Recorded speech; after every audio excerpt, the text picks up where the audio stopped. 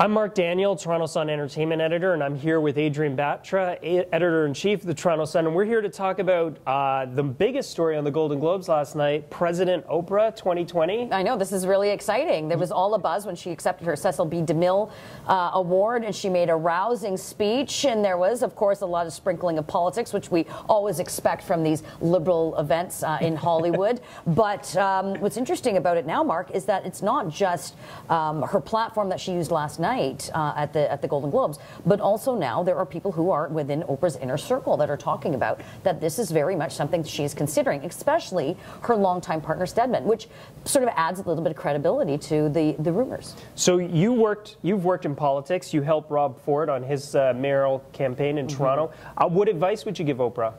Well, that's a very good question. I'm not in the business of giving liberals advice. I tend to stick to people who are more small C conservative.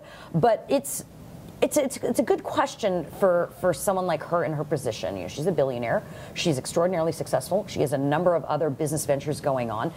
Do she even have the time to do something like this? Or is this more just a reaction to what's going on with Donald Trump? There's such visceral hatred and anger against him that, you know, there are millions of Americans that are looking for any sort of beacon of light, beacon of hope. And Oprah did that for millions of Americans when she was a talk show host, and continues to do so as a TV producer and an owner of a network. And even things like Weight Watchers. You know, she's very relatable.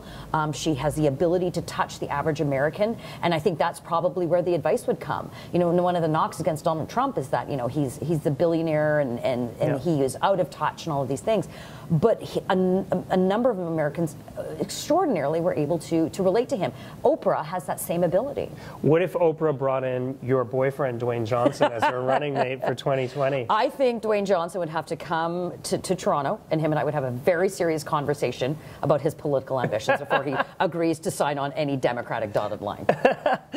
Okay, but Donald Trump versus Oprah for a year, could you imagine that in terms of headlines, in terms of newspaper sales, in terms of online clicks? That's great for business. It's great for business, you know, reality star versus TV show host. So I think, you know, we're doing pretty well with the current president as far as clicks and clickbait and things like that. But Oprah will very quickly come to realize that, yes, she is a beloved American person right now, but that very, very quickly changes when you're in politics. Okay, real quick, does Oprah win? Anything's possible.